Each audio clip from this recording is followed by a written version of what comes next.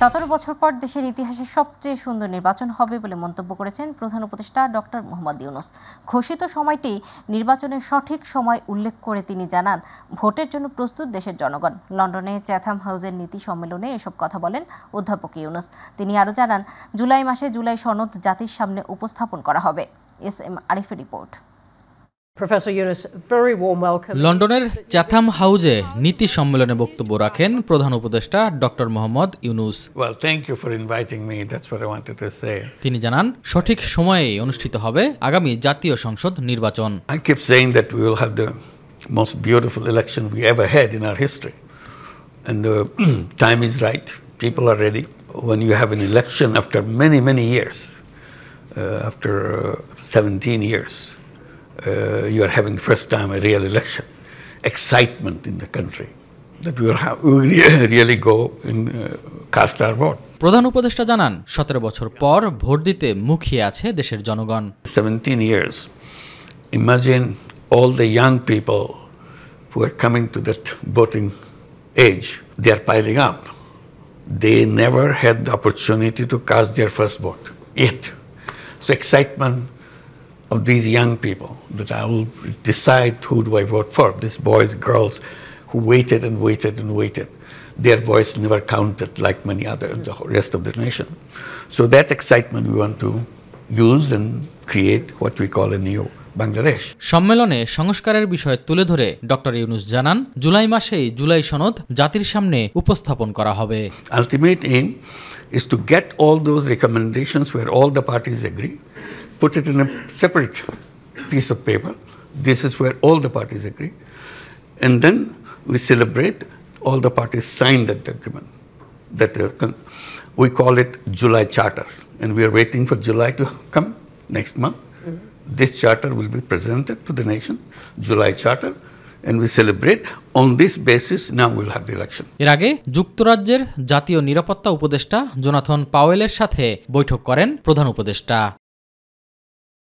SM. Arif, মাই TV, Dhaka. নতুন করে চোখ রাঙাচ্ছে করোনা ভাইরাসের নতুন ভ্যারিয়েন্ট। গত 24 ঘন্টায় দেশে 101 জনের নমুনা পরীক্ষা করে 13 জনের শরীরে করোনা ভাইরাস পাওয়া গেছে। নতুন এই ধরনটি সংক্রমিত হওয়ার ক্ষমতা বেশি হওয়ায় সচেতন এবং সাবধান হওয়ার পাশাপাশি স্বাস্থ্যবিধি মেনে চলার পরামর্শ দিয়েছেন চিকিৎসক এবং জনস্বাস্থ্য বিশেষজ্ঞরা। আরও জানাচ্ছেন রাকিব হাসান। 5 বছর আগে বিশ্বজুড়ে ভয়াবহ রূপ নিয়ে করোনা ভাইরাস আবারও ফিরছে নতুন রূপে। নতুন করে চোখ রাঙাচ্ছে মহামারী করোনা ভাইরাসের নতুন ভ্যারিয়েন্ট। পার্শ্ববর্তী দেশ ভারত সহ এশিয়ার বিভিন্ন দেশের মতো বাংলাদেশেও এরই মধ্যেই শনাক্ত হয়েছে করোনা ভাইরাসের নতুন এই ভ্যারিয়েন্ট। স্বাস্থ্য অধিদপ্তরের তথ্য মতে দেশে গত 9 জুন সকাল 8টা থেকে 10 জুন সকাল 8টা পর্যন্ত 24 ঘন্টায় 101 জনের নমুনা পরীক্ষা করে 13 জনের শরীরে করোনা ভাইরাস পাওয়া গেছে। তবে 24 ঘন্টায় আক্রান্ত কারোর মৃত্যু হয়নি। করোনার নতুন এই ধরনটি সংক্রমিত করার ক্ষমতা অনেক বেশি হলেও রোগের তীব্রতা কম বলে জানান চিকিৎসক এবং জনস্বাস্থ্য বিশেষজ্ঞরা। আসলে এটা সবগুলোই ওমিক্রন ভ্যারিয়েন্টের সাব ভ্যারিয়েন্ট বা উপধরনগুলো অনেক শাখা পোশাখা, শত হাজার। তো বাংলাদেশে আমরা সবগুলো পাইনি। বাংলাদেশে যেটা আমরা পেয়েছি সেটাও খুব দ্রুত ছড়াচ্ছে। এটা বেশি ছড়ালেও কিন্তু করোনার অন্যান্য ধরনের চাইতে এটার মানে রোগীকে গুরুতর ক্ষতি করার ক্ষমতা কিন্তু বেশি না। পৃথিবীর বিশ্বের অন্যান্য দেশে কিন্তু আক্রান্তের সংখ্যাটা পাওয়া যাচ্ছে এবং যেটা বলা হচ্ছে যে এটা একটু দ্রুত ছড়িয়ে পড়ে, কিন্তু খুব বেশি আতঙ্কিত এখনই হওয়ার সময় কিন্তু আসে নাই, যেহেতু বিশ্বের অন্যান্য দেশেও কিন্তু ছড়িয়ে পড়েছে। যার জন্য আমরা আগাম সতর্কতা হিসেবে সবাইকে স্বাস্থ্যবিধি মেনে চলার দিকে জোর দিচ্ছি বেশি। তবে অসাবধানতা এবং অচেতনতায় ধরনটি যে কোনো সময় শক্তিশালী হয়ে উঠতে পারে বলে মনে করছেন তারা। যে উপসর্গ আগের মতো জ্বর থাকে না, এক্ষেত্রে দেখা যাচ্ছে যে জ্বর কাশি না থাকলেও ঘাড়ে ব্যথা, মাথা ব্যথা এই টাইপের উপসর্গ কিন্তু পাওয়া যাচ্ছে। কিছুটা উপসর্গ থাকে, ওই উপসর্গ দেখা দিলে চিকিৎসকের সাথে সাথে পরামর্শ নেওয়া উচিত। তবে আমাদের যেহেতু ভাইরাসটা সবসময় নিজেকে পরিবর্তন করে, আমাদের সবসময় নজরদারিতে থাকতে হবে এবং রোগী, তার স্বজন এবং কর্তৃপক্ষকে এ বিষয়ে অবশ্যই সজাগ থাকতে হবে। প্রয়োজনে উচ্চ ঝুঁকিপূর্ণ স্থান যেমন হাসপাতালে মাস্ক ব্যবহার এবং সাবান দিয়ে হাত ধোয়া, উচ্চ ঝুঁকিপূর্ণ ব্যক্তি যাদের রোগ প্রতিরোধ ক্ষমতা কম তাদের চতুর্থ ডোজ ভ্যাকসিন নেওয়ার পরামর্শও দেন এই বিশেষজ্ঞরা। প্রথমত আমাদের হাসপাতালগুলো এবং স্বাস্থ্যকেন্দ্রগুলোতে এই সাবান দিয়ে হাত ধোয়া এবং মাস্ক পরাটা নিশ্চিত করতে হবে, কারণ রোগ তো ছড়ায় সাধারণত এই বড় বড় হাসপাতাল যেখানে অনেক লোক যাচ্ছে। যারা হলো যে বয়স্ক ব্যক্তি আছেন তাদের ক্ষেত্রে ভ্যাকসিনটা, যারা 4 ডোজটা এখন অনেকে আছে 4 ডোজটা কিন্তু এখনও নেয়নি, অবশ্যই নিয়ে, কারণ ভ্যাকসিন যেটা প্রোটেকশন দিচ্ছে তারপরেও কিন্তু স্বাস্থ্যবিধি মানতে হবে। প্রোটেকশন দিলেও মৃত্যু ঝুঁকিটা কিন্তু থেকেই যাচ্ছে, আক্রান্ত যত বাড়বে ঝুঁকিটা তত বাড়বে। এই জন্য অবশ্যই আমাকে প্রোটেকশন নিতে হবে, স্বাস্থ্যবিধি মানতে হবে। রাকিব হাসান, মাইটিভি, ঢাকা। বাংলাদেশে করোনা ভাইরাসের অতি সংক্রামক সাব ভ্যারিয়েন্ট ছড়িয়ে পড়া প্রতিরোধে 11 দফার নির্দেশনা দিয়েছে স্বাস্থ্য অধিদপ্তর। দুপুরে স্বাস্থ্য অধিদপ্তরের এক সংবাদ সম্মেলনে মহাপরিচালক অধ্যাপক ডাক্তার মোহাম্মদ আবু জাফর এই নির্দেশনা দেন। লিখিত বক্তব্যে তিনি বলেন, করোনা ভাইরাসের সংক্রমণের বিস্তার প্রতিরোধে দেশের সব স্থল, নৌ ও বিমানবন্দরে নজরদারি ও স্বাস্থ্যবিধি মেনে চলার নির্দেশনা দেওয়া হয়েছে। এছাড়া করোনা ভাইরাস মোকাবেলায় নাগরিকদের জনসমাগম এড়িয়ে চলা, জনসমাগমে জরুরি প্রয়োজনে গেলে মাস্ক ব্যবহার করা, ঘন ঘন স্যানিটাইজার বা সাবান দিয়ে হাত পরিষ্কার সহ 11টি নির্দেশনা দেন তিনি। এদিকে গত 24 ঘন্টায় দেশে 10 জনের শরীরে করোনা শনাক্ত হয়েছে বলে জানিয়েছে স্বাস্থ্য অধিদপ্তর। কোভিডের যে pending situation that is over, সেটা হওয়ার পরে আমরা শুধু না, পৃথিবীর সর্ব জায়গায় যে শিথিলতা যদিও চলমান আছে প্রক্রিয়া এবং টিকা চলমান আছে, কিন্তু যেহেতু পার্শ্ববর্তী দেশগুলোতে তারপর কোভিড-19 প্রাদুর্ভাব বেড়েছে, সেই উদ্দেশ্যে সরকারের দায়িত্ব হিসেবে, স্বাস্থ্য মন্ত্রণালয়ের দায়িত্ব হিসেবে আমরা এই সচেতনতা বৃদ্ধি এবং আমাদের অবস্থান আপনাদের সামনে তুলে ধরার জন্য প্রতিবদ্ধ এবং এটা চলমান থাকবে। চট্টগ্রামে নতুন ধরনের করোনা ভাইরাস শনাক্ত হয়েছে। বিশেষজ্ঞরা বলছেন এটি আগের তুলনায় 5 গুণ বেশি সংক্রমণযোগ্য আর মৃত্যু ঝুঁকিও বেশি। দুপুরে চট্টগ্রাম সিটি কর্পোরেশনের আয়োজিত প্রস্তুতি সভায় জানানো হয়, এই ভাইরাসে জ্বর বা কাশি নাও থাকতে পারে, বরং দেখা দিতে পারে মাথা, গলা, হাঁটু ব্যথা ও নিউমোনিয়া। ইতিমধ্যে 3 জন রোগীর শরীরে নতুন এই ভাইরাস ধরা পড়েছে। Chittagong city mayor doctor Shahadat Hossain সহ চিকিৎসকরা বলছেন, নতুন ধরনের করোনা সংক্রমণ থেকে মুক্ত থাকতে মাস্ক ব্যবহার করা ও ভিড় এড়িয়ে চলা জরুরি। আগের চেয়ে বেশি বিপজ্জনক এই ভাইরাস প্রতিরোধে সবাইকে সতর্ক থাকারও আহ্বান জানানো হয় সভা থেকে। এটা বলা হচ্ছে যে এই কোভিড ওমিক্রন XBB ভেরিয়েন্টটি ডেল্টার চেয়ে আগে যে ডেল্টা ভেরিয়েন্ট ছিল সেটার চাইতে 5 গুণ বেশি বিষাক্ত এবং মৃত্যুহারও খুব বেশি।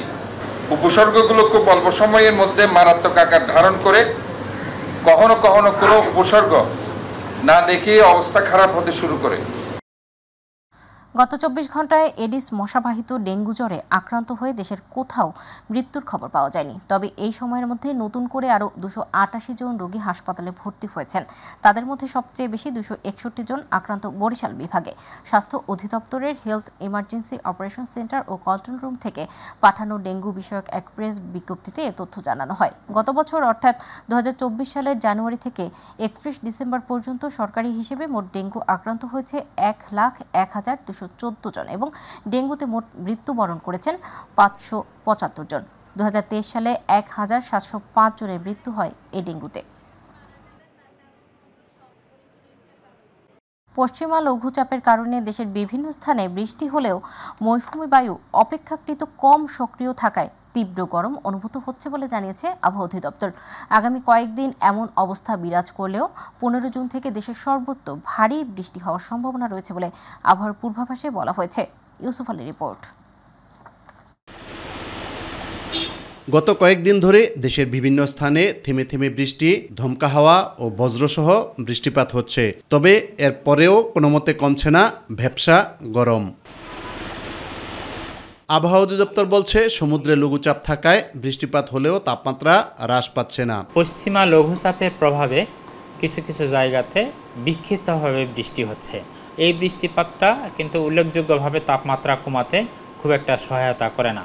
অন্যদিকে বাতাসে জলীয় বাষ্পের পরিমাণ বেশি থাকার কারণে যেহেতু রাতে বৃষ্টি হয়ে যাওয়ার পরেও দিনের বেলায় কিন্তু আকাশ পরিষ্কার এবং সূর্যের দেখা মিলছে, ফলে তাপমাত্রা খুব দ্রুত আবার বৃদ্ধি পাচ্ছে। গরমের তীব্রতা কয়েকদিন অব্যাহত থাকবে বলে জানান এ আবহাওয়াবিদ। আশা করছি যে বর্তমান সময়ে যেরকম বৃষ্টিপাতের একটা কম টেন্ডেন্সি আছে, হয়তোবা আগামী 2 থেকে 3 দিন এরকম অবস্থা চলতে থাকবে। এরপরে আবার বৃষ্টিপাতের প্রবণতা বাড়তে থাকবে এবং ক্রমান্বয়ে সেই বৃষ্টিপাত সারা দেশেই ছড়িয়ে পড়তে পারে। চলতি মাসের মাঝামাঝি সময়ে টানা বর্ষণ হওয়ার পূর্বাভাসও দেন আবহাওয়াবিদ AKM নাজমুল হক।